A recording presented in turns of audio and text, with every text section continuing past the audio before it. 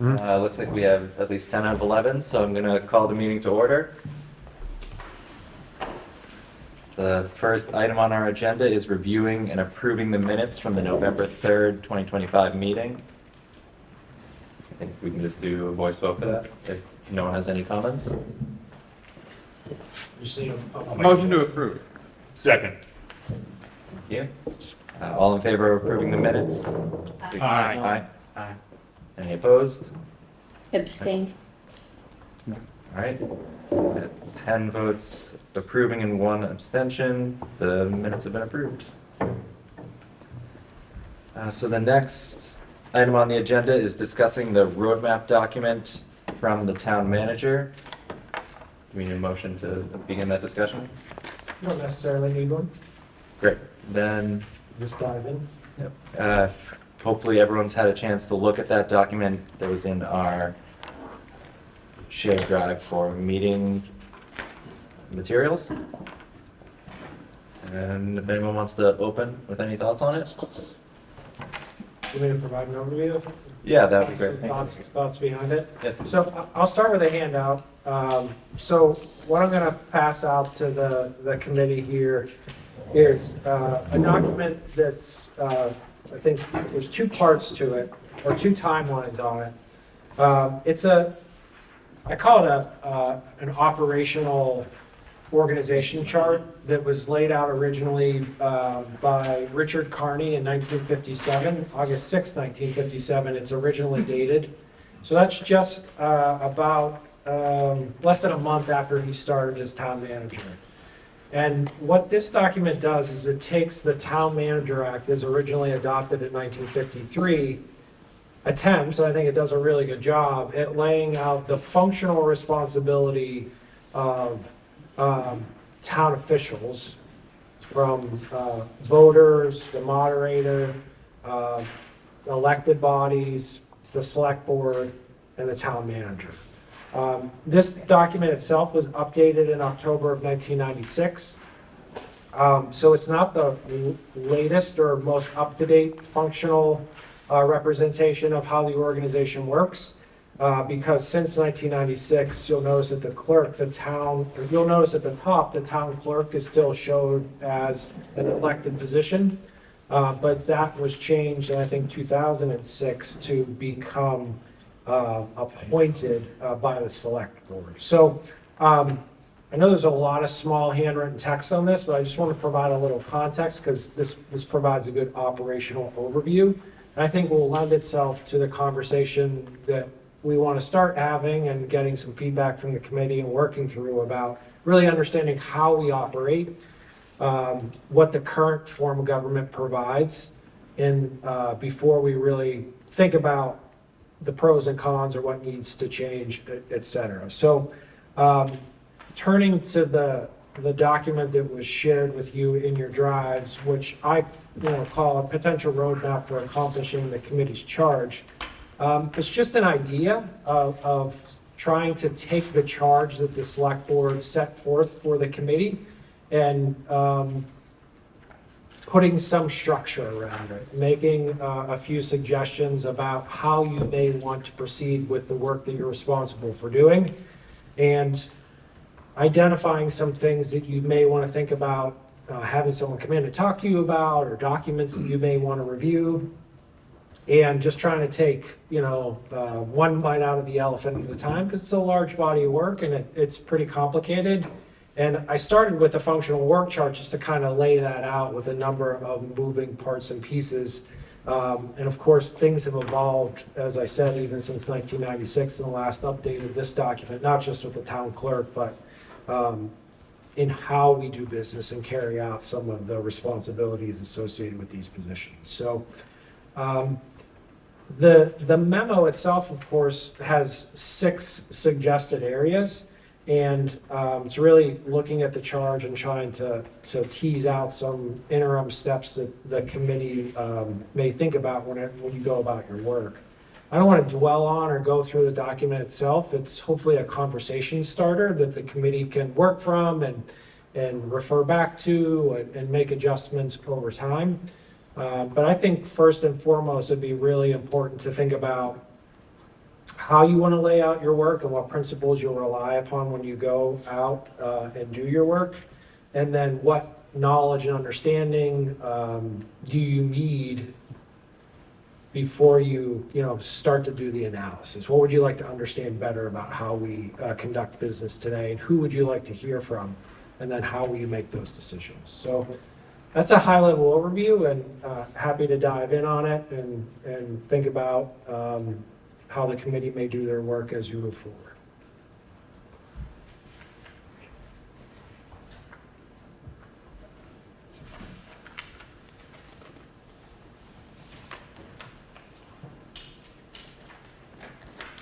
Thank you for that overview. Does anyone have any comments on the guiding principles and work plan, just as a general place to start? I thought the whole thing was, was a good, very good structure piece for us to work off of and, kind of keep us in line and remind us what's important and what we're here for. No, you're all good. I agree. I think, Mr. Mizikar, appreciate you working on this and putting this together for us, because we do have a charge that tasks us with doing a lot and researching a lot of information and gathering that feedback from the community and other stakeholders. And I think that this gives us that roadmap and helps us, as you said, stay in line and not stray from that path, which I think will be important for us as we set out in the next several months of doing this exploratory work that is set out for us. So just appreciate that. I appreciate this roadmap. This task is huge about thinking about how to break everything down, and I'm struck by 5 out of the 6 items that we need to focus on as a committee is really about understanding the current situation and producing the baseline report, and that only number 6 deals with, okay, now we can move on and do our compare and contrast and that sort of thing. So I'm looking forward to the, I guess I feel like we all need to become kind of experts in how the town runs, and that 1 through 5 are going to be our roadmap to help us do that. So I found this very helpful. I spent a lot of time on YouTube videos watching other communities, and they've also recently been through this process. And I watched, they've done different videos, what their process was. I watched some of their town meetings, whether they were town councils, city councils, town meetings, open town meetings. I also have a home in Yarmouth, so I was very interested in their open town meeting. Their moderator is getting his feet wet, interestingly enough. So this was a great baseline to very, very helpful when I was watching that, and to see what their growing pains were, et cetera. And to read this first was really helpful. And then it gave me a better understanding, watching how they did their, whether or not they changed it or whatever their process was. So I found this to be a really helpful document. So thank you. And I'll just add, what we would like to do as staff is, as you work through these areas, is get the resources for you. Suggest a variety of speakers to come in and talk with you, or a variety of resources, our own documents from other communities. We're happy to get those resources for you, and get a whole variety of folks that come in, or considerations for you all to think about it as you go about your work. So we want to stay plugged in on that. If the committee wants to do something on its own, we're certainly open to that as well. But we're here to help kind of take the top off of that hill that you need to climb to get a better understanding and get those resources in place for you.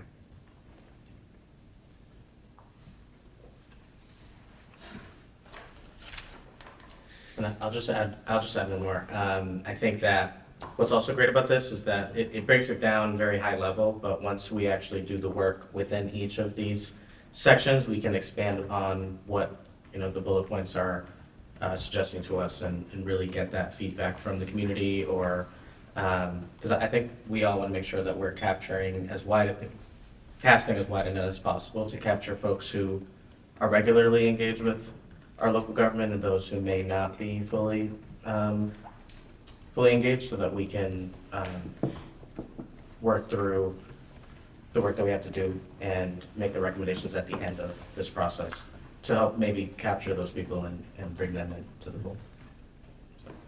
I think this is a great roadmap. I think we should take into account that some of the parts are going to be easier and simpler than others. And I think the community engagement and feedback part is going to be the most challenging to be able to make sure that we're capturing a cross section of the community and talking to everybody. That's going to be hard. So I think we should, in planning the schedule, we should anticipate that that's going to be 3 a little bit too, but especially 4 is going to be a challenging one in terms of time and commitment.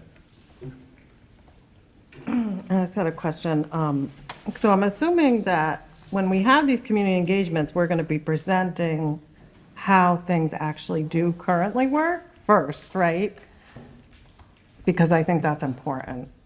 And I think this is a great process because we can learn a lot. I'm including myself because I know some, but I feel like with all this, I'm going to learn so much. And I think this may help fend off some of the things that are often alleged, like this happens or this happens this way. And I think if we can say, no, this is actually how this happens or how we get here, it's not, I think it would be helpful in dispelling myths and misinformation too, so.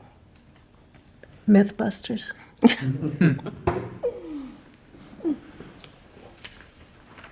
Going on your point of when we engage with the community, we want to give them some accurate information.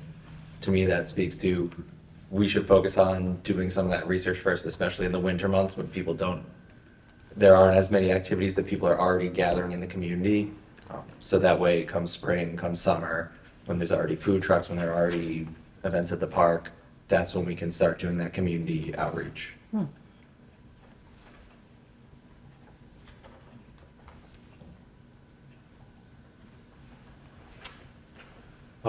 My thought is that we should make a true roadmap and schedule things. And my thought is, and it's only my opinion, we have 6 topics here.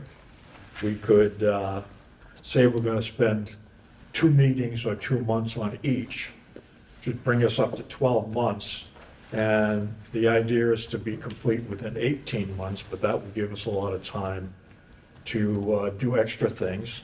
And so that would be my thought, a schedule like that. And now we can, if we have a schedule or a proposed schedule, then we can start saying, what are we going to do with the next 2 meetings?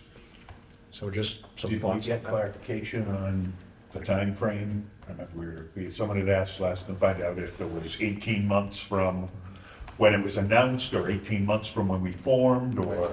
I don't know if you have, I don't think we really got a clear answer on that, but I think I can speak for my colleagues on this in that, we want to make sure that this process is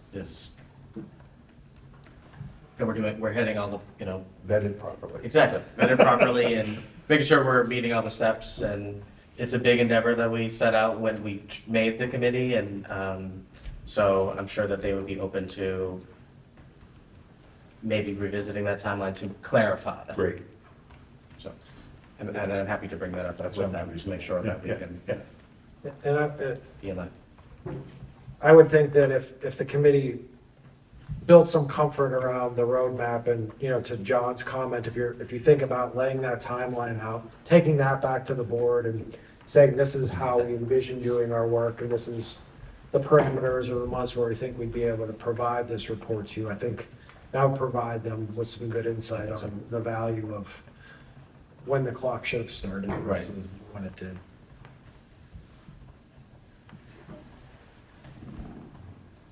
which we could probably do as soon as the December 9th meeting, which is, a week from tomorrow, depending on the discussion this evening. Do you think it's helpful to try and have at least one speaker at every meeting going forward? Whether it be, just so we're, learning things from different folks as we come along. Personally, I definitely think it makes more sense to have one rather than two. I think if we try and double book speakers, we're not going to be able to give either of them the attention they deserve. So if we have a large number of speakers that we want to come in, whether it's town council, town manager, representatives from other towns, one per meeting does seem like a reasonable number. Does anyone else have thoughts on that? Sounds good. Yeah, I think that makes sense, and Kevin, or Mr. Mizikar, this would be a question for you. The select board at one of our workshops, forgetting what date it was, but we had a presentation from DLS. And I think that same presentation would be helpful for us to have as a committee, so that, Did it, do you know?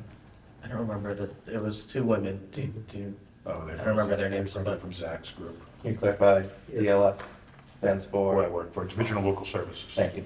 yes, from the Commonwealth, because they support other communities who do similar endeavors, and I think one of them's probably retired. maybe, I think they did hit that, but I'd have I to think look. one of them's probably Marcia Bovink, and she retired within the last 2 months. But But I thought that presentation gave us a really nice, as a board, a nice overview of, what the scope of work, goes into this process. It was Melinda Orway and Marcia. Marcia Bovink, who's it, Melinda? Melinda Orway. Mindy, yeah. I think So that would be my first those are request, my two people I would. at least for early meetings. Who was the woman from the League of Women Voters on the video that was linked into our package? Does anybody know? She was from UMass, I think. She was really good. I think it was. Bolton, I think. That was a great, Yeah, yeah, that was very informative, that yeah. video. Thank you. No? Belmont Center, was that, I think she would be an excellent speaker. Mary Cardi? Yeah. Okay, so if we wanted DLS, thank you. If we wanted DLS to come speak potentially at our next meeting, who would be able to potentially schedule that? We can work through that. Yeah. Okay. I can do that too if you want, yeah. How do you want to do it? Yeah, no, if you guys want to, but I don't know if it's better to have a formal request come from him, or I just send someone a ping in the morning. Doesn't hurt to have both. Yeah, I'll reach out to If someone has a Zach. calendar available, can you remind me the first Monday of January? Yeah, I think it's the 5th, maybe? The 5th? I don't know, I could be way It off. is. Yeah. Okay, so can we, Yeah, I'll see if, I'll reach out to Zach, who is the bureau chief for those women, and he may want to come do it himself, I don't know, January 5th. but. And the woman on the League of Women Voters video was, I just wrote Pat L., UMass.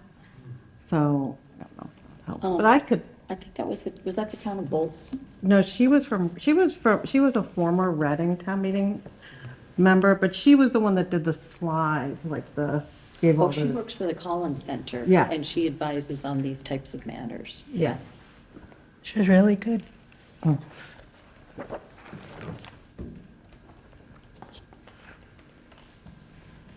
And I didn't catch your name. Bridget, You're was the one who was not here last time. The only one. okay, So as I look at this document, I'm just looking at the very first bullet, and what stands out to me is understanding the current system. As I look at this, and this is not even a current document, there's an awful lot here. I've been on several committees, and I still don't have a full understanding of everything that happens within town. So I guess my question is, who would be our best resource? Or it may be more than one. Is it, Kevin, maybe Carlos from the select board, maybe the moderator to understand his role, get all of them in maybe all at once, just for one comprehensive, here's how the town works. This is how our form of government works. And then we kind of have a little bit better understanding, and we could throw questions out there, because I know different officials, they appoint different boards, they have different roles. And just having a big comprehensive type of presentation on all of town government, I think would be I know it would be beneficial for me. And not to put you on the spot, you could be our speaker tonight, something like that, but if you're up for it. Yeah, I mean, I'm happy to talk through many of those things. I also think, past suggestions are really good, and having Stephen Madaus, who's town council and has been town council since 2014, I believe, I think would be a really good resource to, provide the true legal perspective, not just of how we operate, but how it fits into the context of the statutes and the state laws and all those things. I'm more than happy to spend a little bit of time, talking through this document to acclimate you to it. Beyond what we talked about last week. This is mostly, of course, hitting the executive branch of the government, and happy to talk through that, after, if time permits this evening.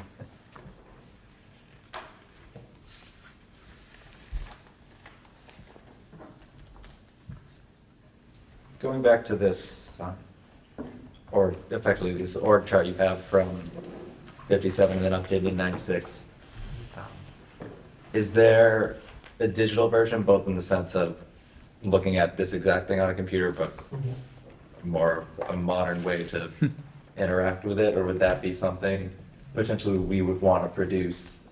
Yeah. So there isn't, so I have uploaded this document into your folder for this meeting. I just did it within the last hour, so no one missed it. Sorry for the late upload.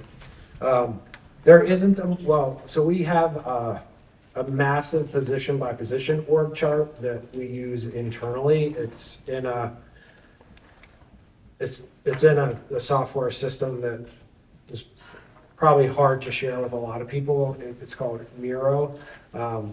But we could kind of walk through that if there's a lot of questions. But I think reproducing something like this would be helpful, to capture the modern moment, so to speak, of how things work. I can talk through this document just a little bit. And I think the first thing that I want to point out is you see a very traditional organization chart. If you think about a local government, you have the voters at the top. And then directly connected in those solid lines are the elected officials that are directly elected. And then subsequent to them or below them, you will see who they are responsible for appointing. Again, just to point out that the only error that's in this document right now, since it's from 1996, is the town clerk is no longer elected directly by the voters. That position is appointed by the select board. So at the top with the voters, you see the moderator is responsible for town meeting, the library trustees who were directly elected, the school committee, and then of course town meeting members. If you jump down to what says Board of Selectmen or Select Board now, you'll see kind of two wings, one on either side of the Board of Selectmen, and then a similar setup whenever you go a little bit lower into the town manager. And what this document does, and those particular four boxes do, you'll see little numbers associated with those numbers. If you go back to any reference of a little number in any box, whether it's with a position or an activity or responsibility, those correlate to the sections of the Town Manager Act itself. So the area that I have most familiarity with being the town manager is Section 11 lays out nearly all of the authorities that I directly have as the town manager. So that's what those four boxes do. They take the responsibilities associated with the select board and the town manager, and they attach them to the position. So that's the operational component of it, not just the appointive authority in all of it. So by and large, those responsibilities are the same as they were in 1953, whenever the act was originally put into place, and this form of government was put into place here in Shrewsbury. Again, the document was updated in 96, so any of those minor changes would have been included in that update as well. Can I ask a question? When you say section 11, is that a bylaw for our town, or what do you? So it is found at the end of the general bylaws, but it's a special act that was adopted both locally and at the state legislature to define our governance structure.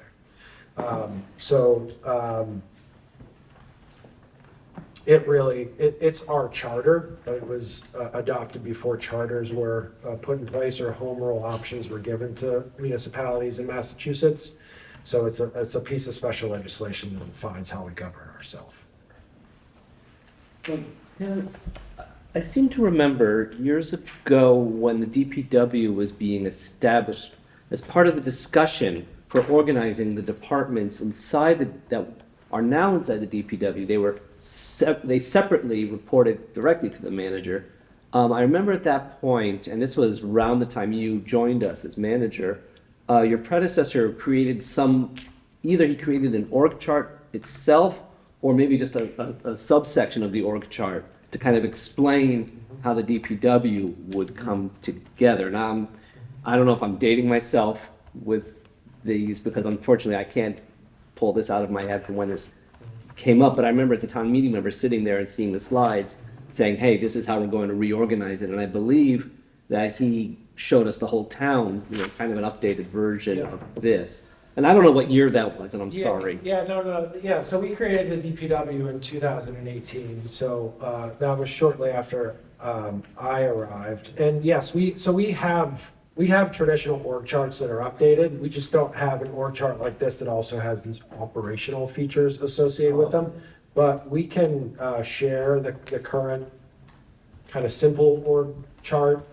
But it's not going to be much different from this, other than the DPW and the town clerk That's correct. being broken out. Yep. And this one, as you said, has the nice parts of showing the authorities. Yeah, and some aspects of this have a little bit more emphasis than they may actually merit.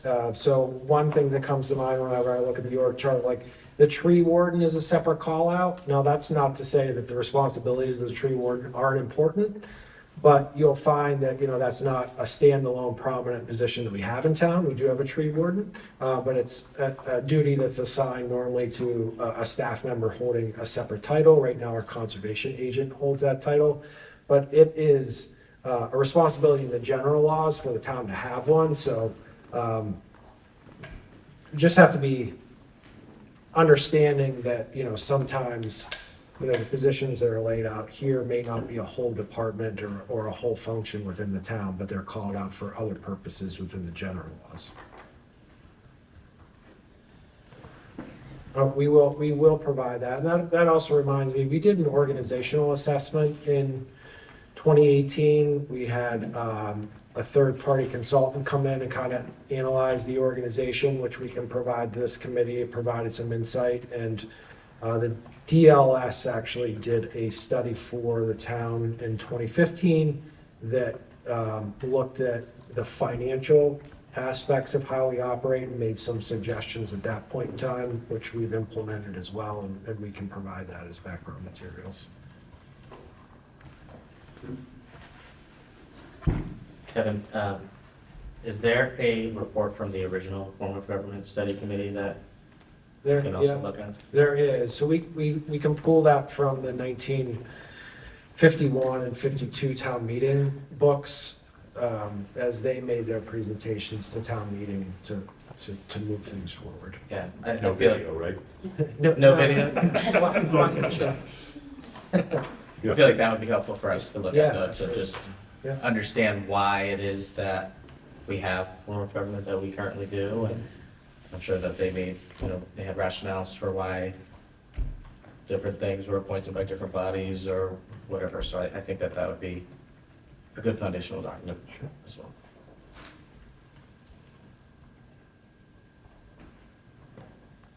And as we're having this conversation about this document itself, if there was a predecessor to this, everything would, there wasn't a town manager, so that the town manager piece would go away.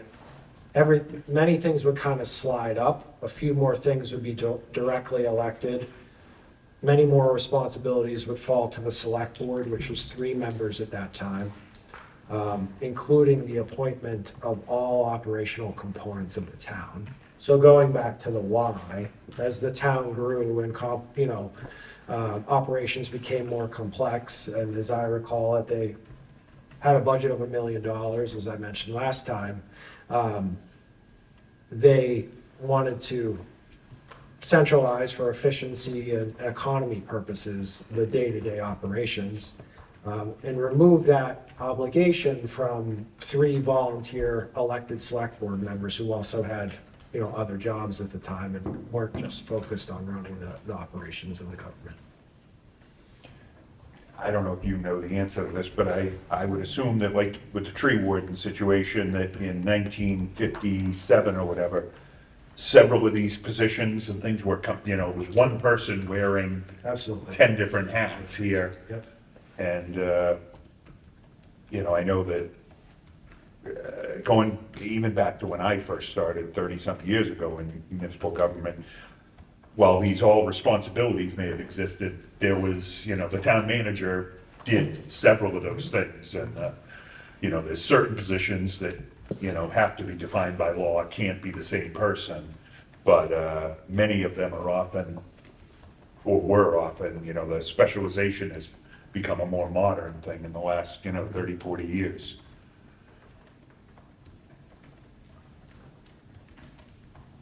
Kevin, just from a historical perspective, just so everybody has an understanding, a lot of these things are not required by the Commonwealth.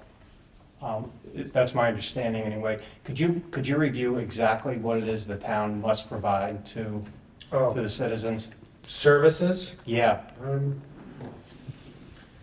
my understanding it's a fairly short list. Yeah, certainly not everything that's required on that. I don't know if they'll be able to kind of hit that. I might have to do a little bit of research, what's required and what's not required, but some of the how you do things isn't necessarily required, like how we don't have to provide water, we don't have to provide sewer, we don't have to provide trash collection.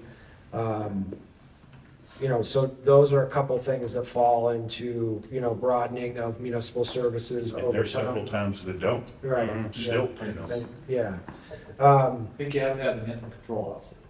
You have to have, it's interesting, some of the things that you do have to have, you have to have all the inspectors for code, wiring inspector, building inspector, animal control. You don't have to have your own police and fire departments, and some towns still don't have Right. their own police and fire departments, and in those situations, they rely upon mutual aid or the state police for those type of services in their community, or they provide them on a less than full-time basis, for police or fire. We're required to have, a cemetery, we're required to have a board of health, a planning board. And some of these functions occur once you achieve what we consider relatively low thresholds. 6,000 residents requires you to then have a planning board, things like that. So,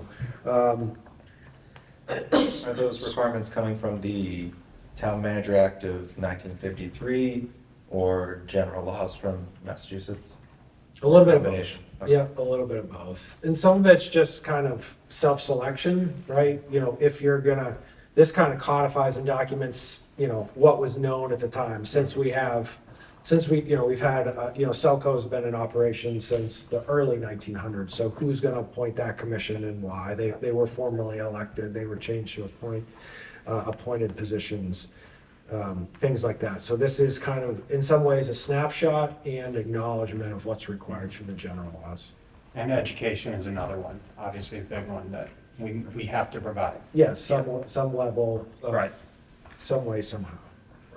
I just think it's interesting that, you know, our town and certainly several other towns provide so many services to the benefit of everybody. And a lot of that is behind the scenes and not seen by everybody. So as part of our understanding and in talking with, as we're talking with, especially with citizens that, not that we're selling the form of government that we have, but they have an understanding of everything that we do that's in addition to what's required.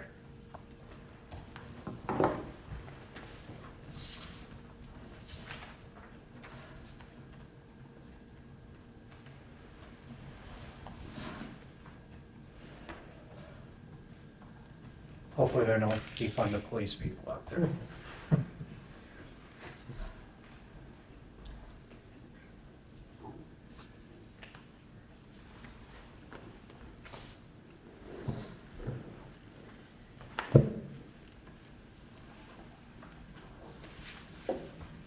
And so to come back to the idea of establishing some sort of schedule going forward. We've talked about potentially DLS coming in to talk to us at the next meeting, but we probably want to establish some sort of roadmap schedule a bit more detailed than that. I don't know how comfortable we are establishing, how far out we want to establish that now, but it does feel like the more meetings we push off setting up any sort of schedule, all of a sudden 18 months is going to be 12 months, is going to be 6 months. I think I think they are the baseline. I think they are the start, the introduction to this process. So I agree with you, sooner better. Why don't we come up with a tentative schedule? We can always change it later. Yeah, I think we should try and lock in 2 or 3 months out. Yes. Yeah. And then, you know, add another one, and if we decide we need to bring someone back or kick something out because we're not ready for it, because we need to do more investigation on something that precedes it, then that's, you know, we can be flexible, I think. Yeah, especially bearing in mind, I assume people have fewer hours to devote to this in the next month as opposed to certain other months of the year. Maybe. I think that's fair.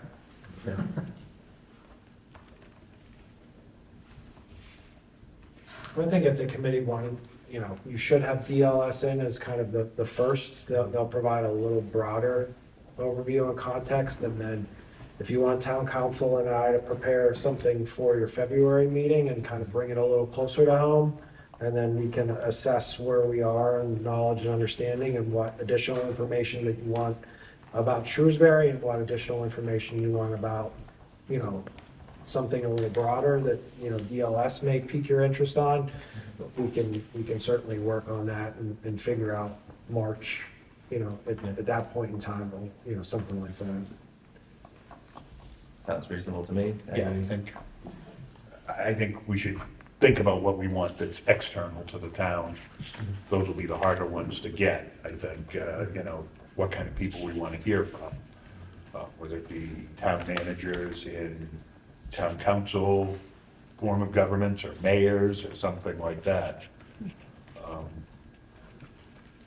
Someone I haven't asked yet, but my former boss was the mayor of Taunton for 16 years, and then the town manager in Middleborough for 8 or 10 years. So he's done it from a city side and a town side. He, I think, would be, you know, willing to come speak to us if we wanted to hear something like that.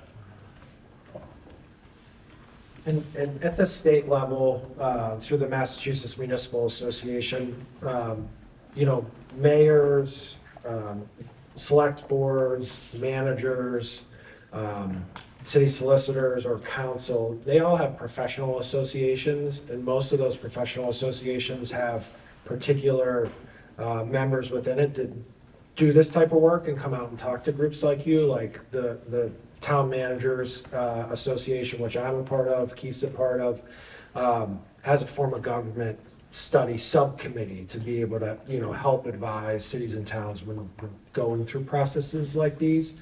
So, those are resources that we could explore. And, I think it would be interesting, like, not that, you want anyone coming in and pitching you, but having a mayor come in or, having, a city council member come in and be able to share their experience with you. Like, we can help give the committee a list of 2 or 3 or 1, however you want us to do it. And I think it would be really interesting for the community to hear their perspectives. Have a debate in my mouth, fight it out. Yeah. Right, exactly. Have all 4 forms of government, have them all fight it out in front of us. Fight Club. I think we should commit now to a schedule, at least for the next couple of months. And call it tentative, but at least say we're gonna do certain things over the next 2 months and work on it that way. That'd be my idea. Right, because they all have their own municipal meetings that they all Can have. you say that again? They all have their own municipal meetings that they all have to attend regularly also to fit into their schedules.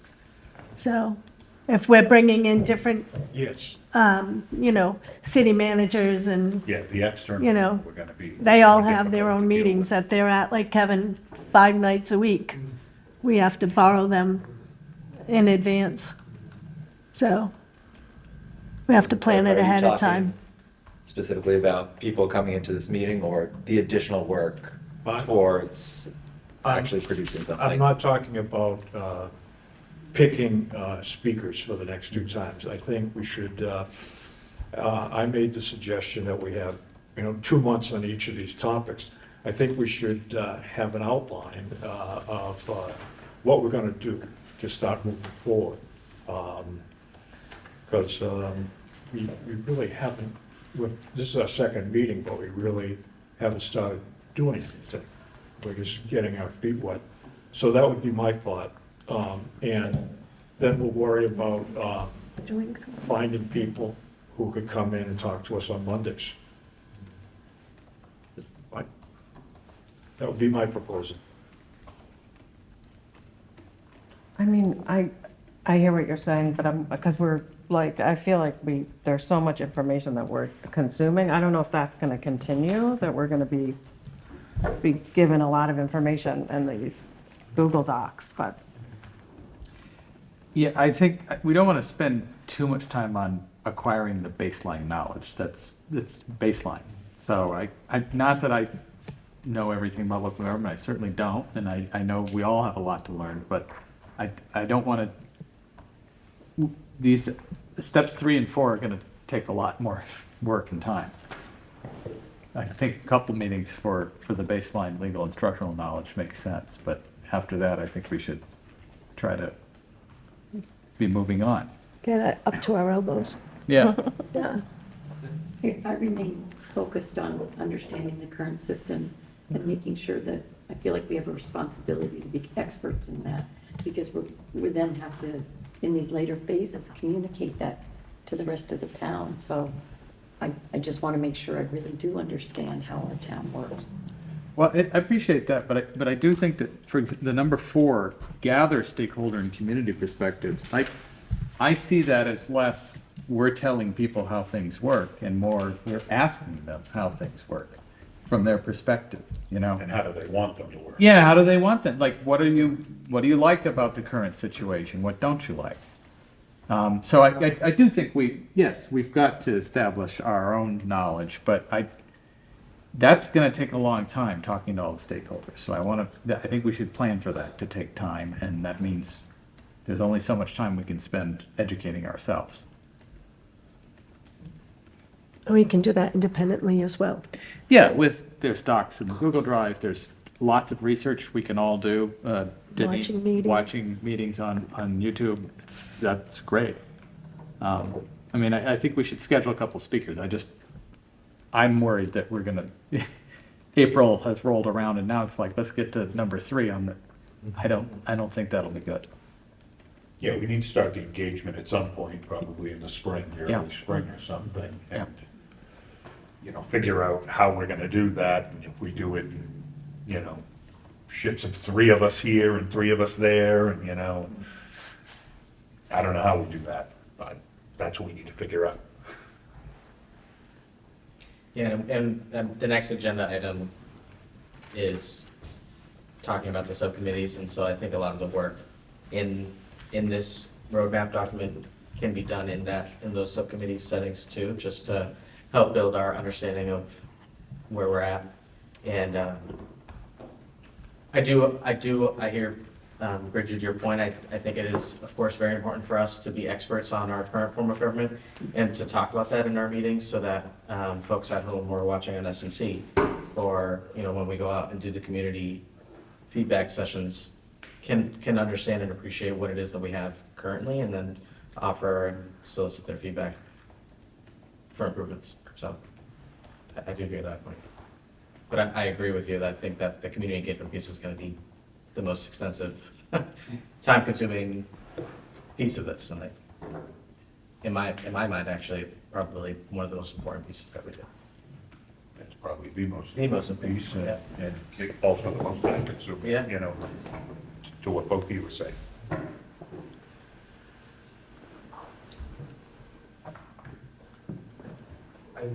I know the committee has a monthly schedule.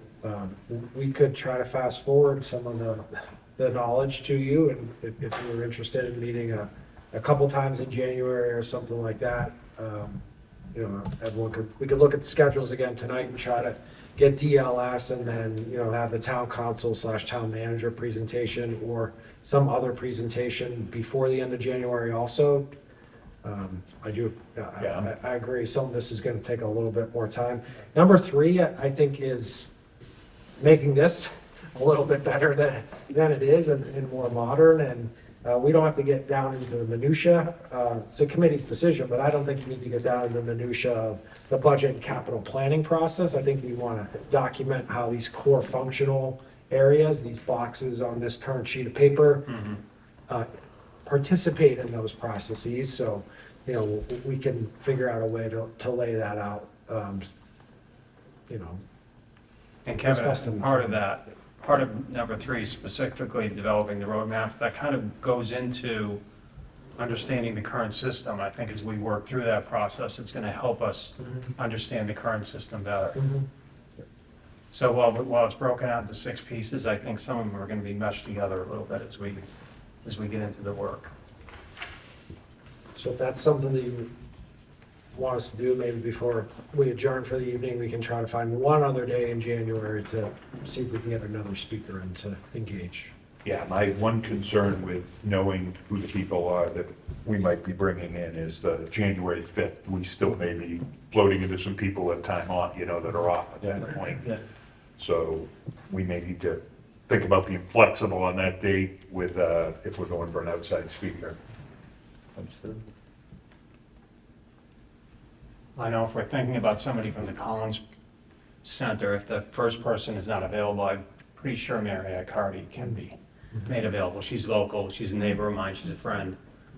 And, I think she's worked with the town in the past, I believe. Yeah. She's a former Former town meeting member as well, yeah. So she would probably be a little bit more flexible on her schedule. I'll just strong arm her. If need be.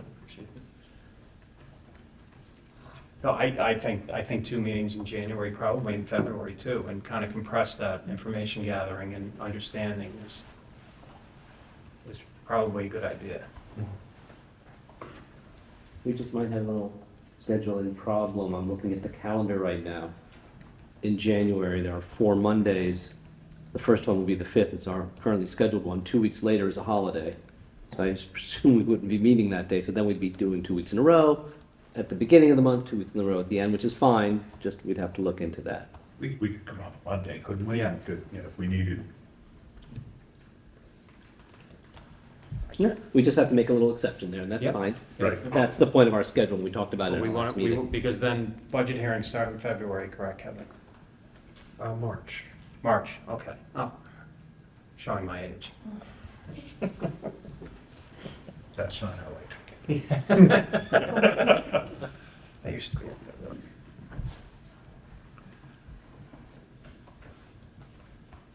So, I would recommend 2 in January, 2 in February, even if we have to come off the Monday schedule.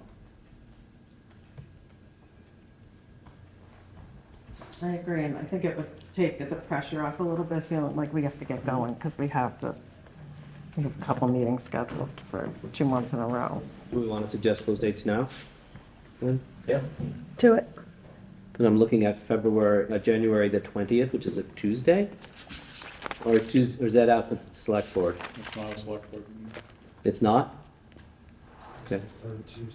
We expect to see you here. I want to be here. Well, also Mr. Mizikar, Mr. Epstein, you know, like, we want to make sure the whole staff is here too. January the best. But mostly Carlos. So It's- 5th and the 20th that we're looking at? I'm just throwing it out. And also meeting on the 5th as well then? Yes, so Yeah. the 5th is, I believe, already scheduled Yeah. with Town Good. Yes. So then, looking around the room, I don't see any vocal objections to January 20th. Someone, No. does someone need to make a motion for? I so move that date, place to be determined. Second. All in favor? Aye. So, Right, I will try and get one of my colleagues here for the 5th, but if they can't, I will mention the 20th. See if I can lock it. Andrew, if you just keep me posted then, I mean, if you are interested in having town council and I come in and work through some of these in a little more detail, then we can Yeah, do the inverse or the opposite. yeah, Yep. as soon as I'll email everyone sometime tomorrow, or I'll email you, Kevin, Sure, you can Yep. email everyone and, touch base with Zach Blake first thing in the morning. Kevin, does Stephen Madaus represent other towns as well? yes. Would he be able to give us a perspective, Yeah, comparative? sure. Yeah, and he has a couple other colleagues that represent other towns as well, so maybe we can, if that's something that you're interested in, we can. We don't need to overload it, but I'm just saying that's, Yeah. if we're already gonna get him in. Yeah, I mean, Stephen represents Boylston and Holden as well, so, I mean. and Do then- we know what their forms of Sure, government are? they're both open town meeting forms of government with varying powers shared by the town manager. I think Holden has a charter, and I don't think Boylston does. I think they just rely upon the general laws, but I could be. Yeah, and they're could be a town wrong. administrator. Yeah, town administrator. Town manager, which has less power. Yeah. Can we look at the February date, or should we worry about that later? let's look at it now would be my opinion before other things fill it in. Well, again, looking at that third week in between the other two meetings, that gets a little tricky, 'cause I think it might be vacation week for the schools, which might cause issues. Yeah, it would be. It's also Holy Week for folks who would be concerned about that as well. So then we're gonna have to bump up into 2 weeks, meeting 2 weeks in a row, otherwise. Well, you have the second. Yeah, Sorry, Yes. just to confirm. Yes, February 2nd is on the calendar. if we can maybe visit that, plan on a meeting in February, and what's the date, maybe as we get into January? No, schedule it now? If you wanna ballpark it, we could just say the 23rd, which is still a Monday. That gets us out of that problematic week. But it does end up with 2 weeks in a row. We could just push the March one off another week, so that way we're not like doing it every single week. I would be inclined to not move the ones that are already scheduled, just in case people already have that time booked out. But if people are open to the 23rd and then we follow it up on March 2nd. Meeting on February 23rd potentially. I move that date, place to be determined. Second? All in favor? Aye. All opposed? I mentioned last month, I don't know if we want to do that, but one of my colleagues, when he heard I was on this, he's in our legal division. He's been town council for a couple of cities. He's done a few charters, things like that, and he's a city councilor in the city of town of Watertown, which is a town that operates like a city, but with a town manager. But he had offered to come speak if we wanted him to. Yeah, I think as we roll into the new year, can start nailing down who we want to come to these specific meetings. Sure. And what more information we want.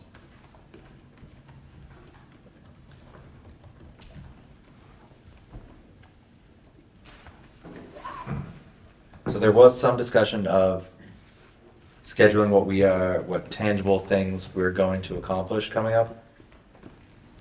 And there was some discussion of we need a bit more baseline before then. Do we want to try and set some tangible goals right now, or would we prefer to wait until the January meeting to start deciding what deliverables we want in an immediate time frame? Do we know enough yet to schedule anything like that? Maybe we could talk a bit about what is orientation, what is mapping? Like, what are these things? Under number 1, the last bullet.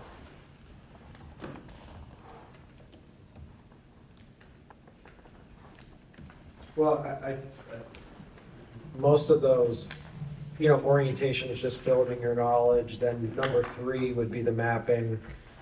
The input is the, you know, 4, so it coincides, I guess, in informal terms with the rest of the items, 2 through 6. What does mapping mean, though, I guess is the question. What, Yeah, so it's the process mapping, and I think one of the things that I highlighted is where there's opportunity for public engagement.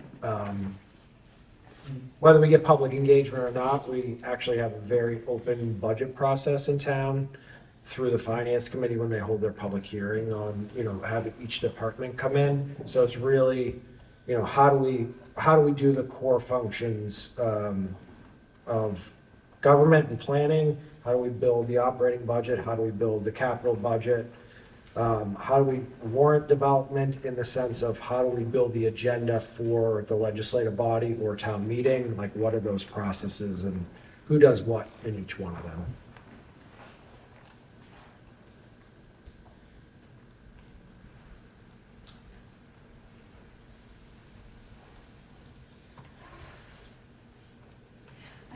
I think it does make sense to set at least some tangible goals and deliverables, especially if we need to be doing resident engagement in the spring. That's going to come very quickly.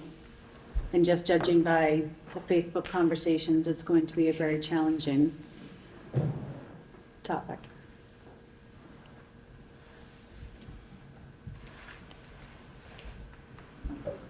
So one of the things we need to look at is public outreach, public engagement. I'm curious, what sort of logistics are there if we wanted to ask questions of residents? How would we, obviously in this meeting right now, we can brainstorm ideas for what questions we want to ask, but that's one night a month, potentially 2 nights a month. Logistically, how else do we come up with those questions as a group without breaking open meeting laws? Yeah, so, you know, you can do work through subcommittees, formal subcommittees would be where this body designates a certain number of individuals to work on a particular task and bring it back and make a recommendation to this group. That'll be a formal approach. An informal approach would be assigning 1 or 2 members to brainstorm, some questions and, bring it back. I know those are 2 kind of similar things, but, just kind of the formality of the process and responsibilities associated with it. If it's a formal subcommittee, it has to be a posted meeting, has to be in a public meeting space where, you're not obligated to do that if there's less than a quorum. A couple of members can meet and do some work and then, bring it back and review it and discuss it at the next meeting. We can distribute that and get the feedback through a number of means and survey tools that we have, logistically and operationally, through our offices to, You know, we run surveys, we've done a lot with planning and strategic planning in a number of departments that we can rely upon those tools that we have, software packages that we have to get the feedback from residents in settings other than formal meetings or, you know, public engagement. As you said, most of that happened in the warm summer months when folks are outside.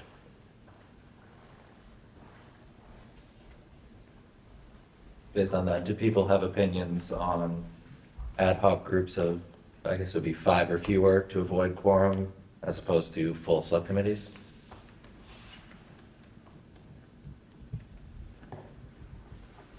I think the less formal way is the way to go, ad hoc.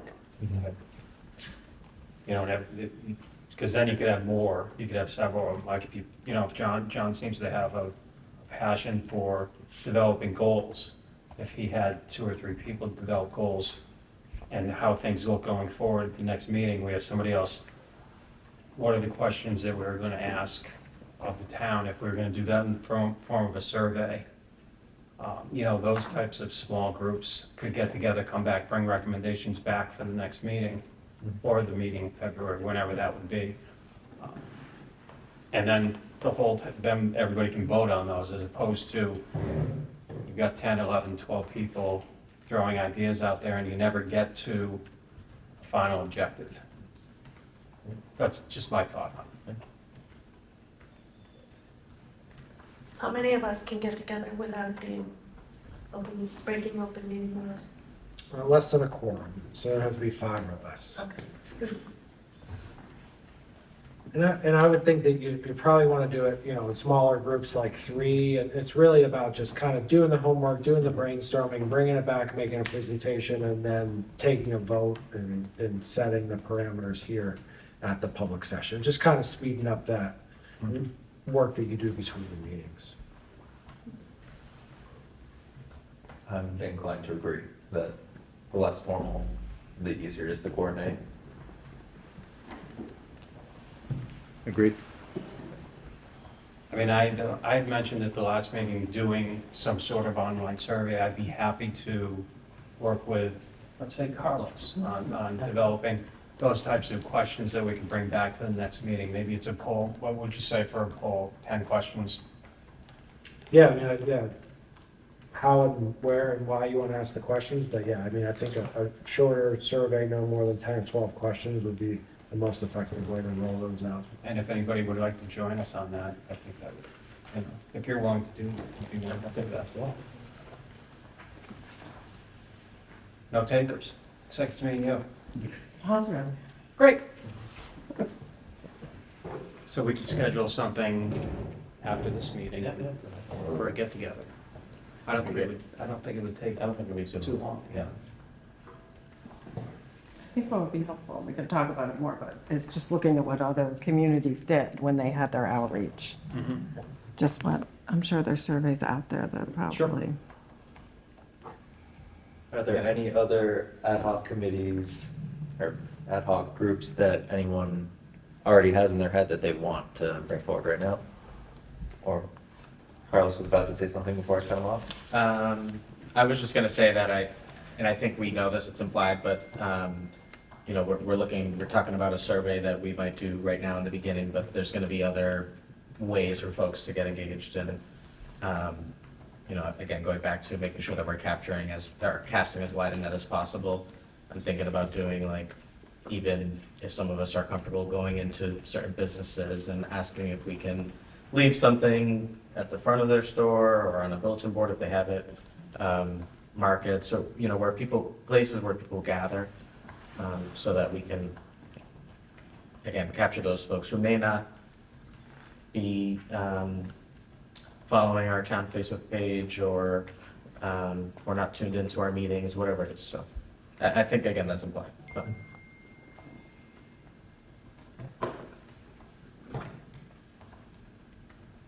Should we have another ad hoc committee that is focused on gathering the baseline knowledge and supplementing the speaker presentations that we schedule?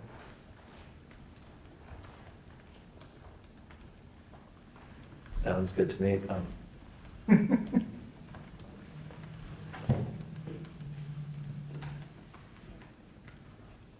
want to step forward? I made the proposal.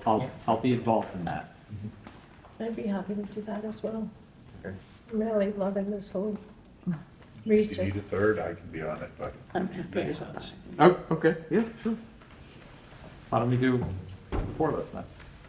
oh, four, who's four? One, two. Oh, Yeah. you don't need me. Oh, you don't. All right. Well played. That was me that says. And I didn't catch it, that subcommittee is focused on doing like the homework of our current structure? Yeah, So we- right, gathering the bit number 2. I really like this. I like lists, and so number 2 is what I'm looking for. Alright, speaking of lists, on the agenda, we had discussing the roadmap document, which I think we've done, and establishing subcommittees. Sounds like we're going, not official subcommittees, we're doing small ad hoc groups, one of which is going to be discussing public outreach, and we've already talked about inviting experts to the future meetings. Is there anything else that anyone wanted to bring up as we have crossed 8 o'clock? I'd also be happy to go into the stores and stuff. I'm very much a people person, so Excellent. I'd be more than happy to go into any spaces that we want to spread any news or, so I have plenty of time, so I'd be more than happy to take on that Great. when the time comes to share any information. I am just looking at our charge. It does kind of call out a few different potential subcommittees that we could establish.